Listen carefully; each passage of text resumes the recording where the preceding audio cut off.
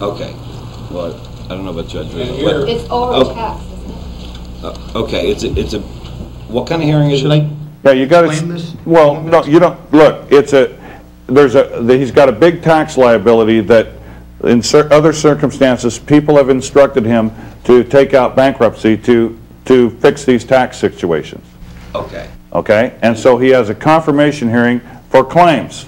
Okay, so he had you okay, this is a confirmation hearing for claims. The IRS has filed a proof of claim.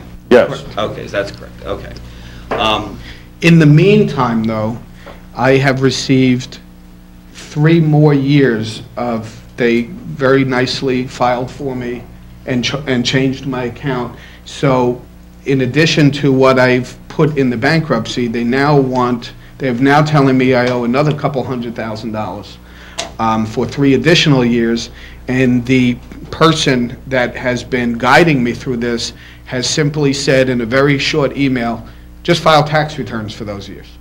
Okay, so they went and filed deficiency notices and filed SFRs. Okay. Substitute for returns. Yes. Okay, they did it for you. Yes. Okay, that's okay. So you're going to be going to a hearing where the U.S. attorney's going to come in. Get up to that mic. The U.S. attorney's going to come up here, and what they're going to do is they have to prove their claim.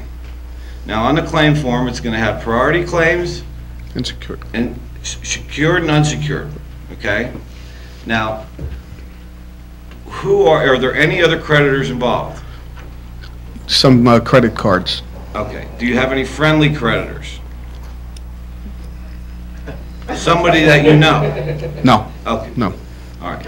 What's going to happen is they're going to come in, and what has he filed? Nothing You have other filed- than bankruptcy. You just filed bankruptcy, and now you're having a hearing on the claims. Right. But the trustee has told me that I will not be able to proceed with anything Because you have not filed because I have to be up current with returns. Correct. It's one of the rules in bankruptcy. You can't file bankruptcy if you don't file returns, and that's a privilege you get when you file bankruptcy. You get to file returns. They're nice to do that. This man has a question. Could I interject one point, because there's a conflict here. The gentleman has filed a tax statement going out of the tax system, and at Chapter 13 is a reorganization which results in a payment schedule, as I understand. That's correct. And so I think this has to be addressed too, the validity of that tax statement. I don't know That's if right it in should the be file. addressed here, though. No, I honestly haven't read it.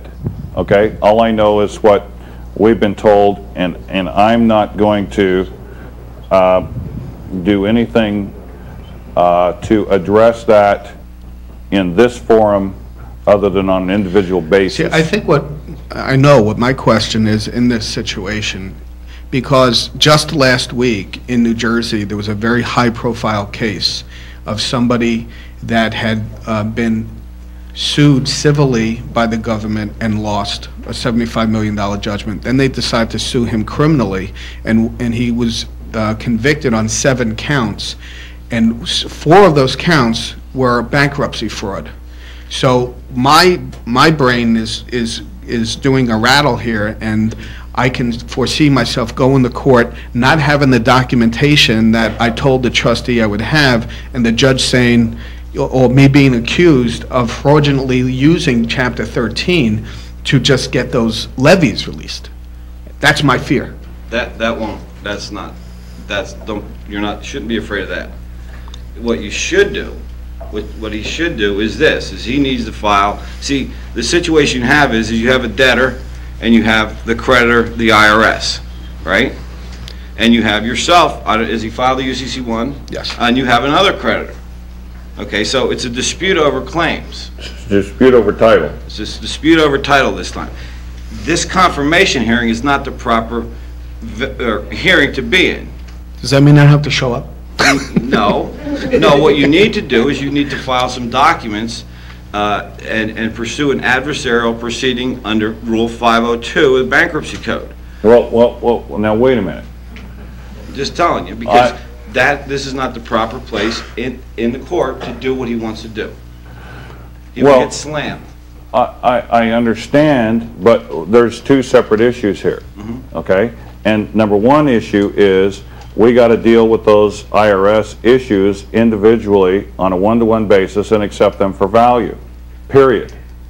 I agree. Okay? Right now, all I want to do is terminate the bankruptcy because I Right. see that's not the avenue I want to go down. That's not, see, that's what we've been talking about, he and I, is coming and withdrawing that petition. It's one piece of paper. And Right. if you're going to do it, you better do it before the hearing, because what you can do is if you withdraw voluntarily under the rule, I think it's 1007 or whatever the rule is, you withdraw voluntarily, you get out before they get you out. And so if you ever wanted to jump back into bankruptcy, you wouldn't have to wait the period of 3 months or 90 days prior to going back in. Because otherwise, you're going to be out 180 days before you can come back in. So the key is to get out voluntarily. On Monday or Tuesday. 2 pieces of paper, 3 pieces of paper, and a couple envelopes. So that's what you and I are working on, but we've been discussing, this is just strategy out in the open, but we've been discussing how to go into the courtroom and what we're going to do when we get in there, but we're premature in that you haven't accepted the things for value, we're anticipating accepting them for value, and then down the road, they're going to bring you back in some form or fashion, at which point you're going to say, I've accepted that matter for value, why am I here?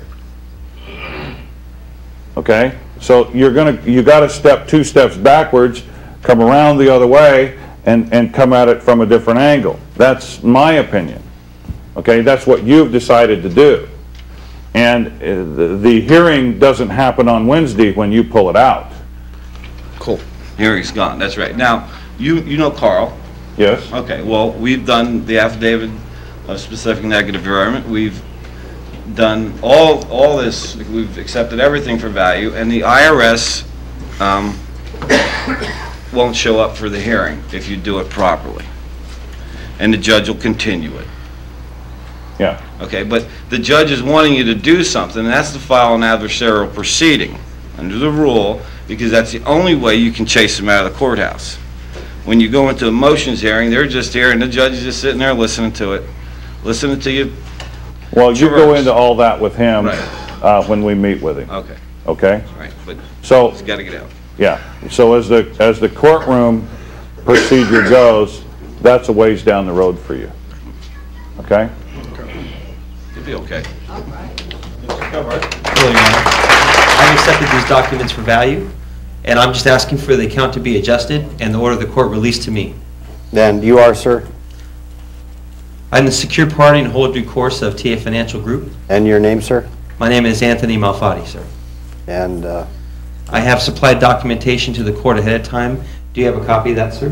I have affidavits in front of me. There's an affidavit, and there should also be a UCC1 and UCC3 filing showing the superior claim and that I have secured the interest in all.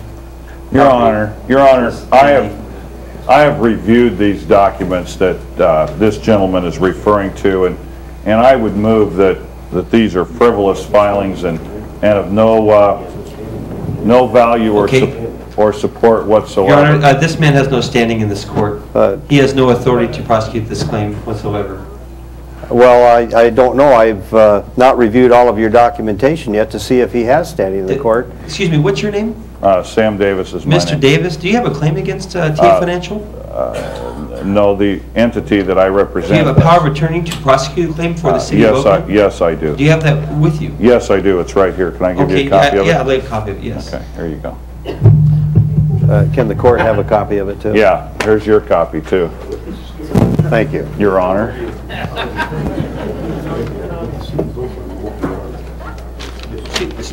Your Honor, I don't find the city of Oakland anywhere on this power of attorney here. Your Honor. This might be a power of attorney, but it sure isn't to defend the city of Oakland.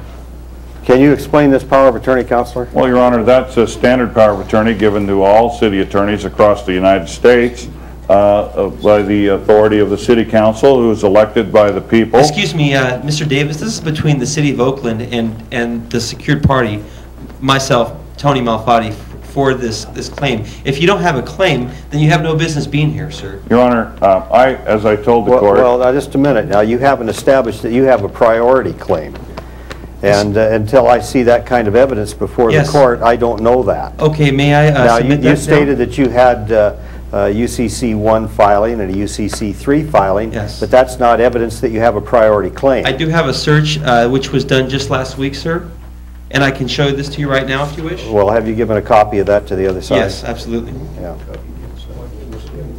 Well, excuse me, Mr. Davis, really, we don't even know what his position is in this court because he may not even be... Your Honor... He may not be the one to be practicing. Your Honor, he isn't even eligible this is to an be prosecuting outrage. his claim. Your Honor, everybody in the city knows that the city has an attorney that represents Excuse me, the sir, city. where- Excuse me, I'm addressing the court.